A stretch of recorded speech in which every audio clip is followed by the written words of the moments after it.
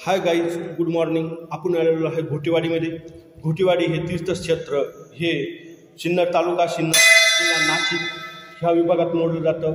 आपण बघितलं आहे का जे आयल्यानगर तीर्थक्षेत्र हे पारेगाव, तिथं अश्वनाथ आशुल बाबा आहे, त्याच्या शेजारी सर्वसाधारणतः 300 फुटावर हे अंतर आहे. हे जागृत तीर्थस्थान आहे.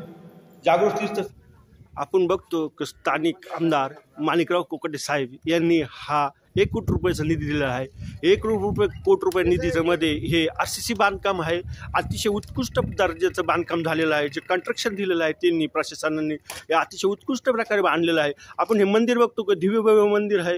हे 3 गुंठ्यामध्ये बांधलेलं आहे, म्हणजे 3000 स्क्वेअर फूटमध्ये ह्या मंदिरामध्ये बांधलेलं आहे. उच्च दिव्य भव्य मंदिर आहे. याची हाईट कमीत कमी 100 फूट हे उंच मंदिर आहे.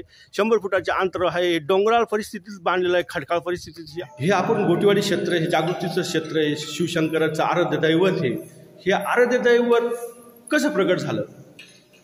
माझे नाव एकनाथ नामदेव घोटेकर, राहणार घोटेवाडी, तालुका सिन्नर, जिल्हा नाशिक. इथं मेंढरावळत असताना इथं त्यांना शिवलिंगाचं आपोआप दर्शन झालं.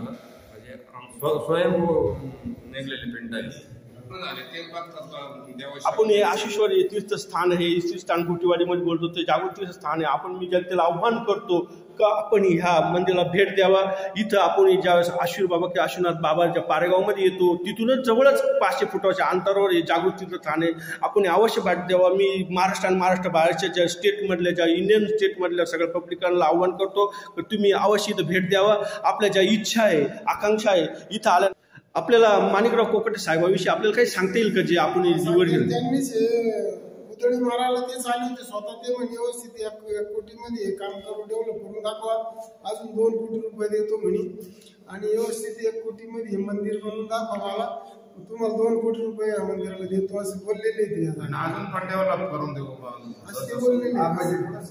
येथील स्थानिक आमदार माणिकराव कोकाटे स्वतः ह्या मंदिराला भेट देण्यासाठी आले होते का?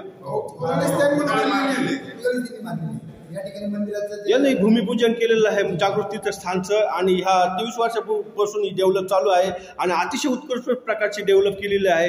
इथलं जे प्रशासन आहे अतिशय उत्कृष्ट प्रकारचं प्रशासन आहे.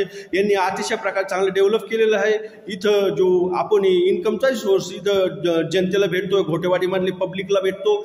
जो आपला टॅक्सेस असन, जे पब्लिक जे इथं खर्च करता, व्यवसायवादी असो किंवा जनता असो, त्यामुळे त्यांना इन्कमचं स्रोत साधन भेटतं आणि चांगल्या प्रकारे त्यांची डेव्हलप होते.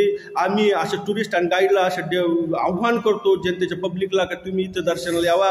आपली इच्छा आणि आकांक्षा पूर्ण होती.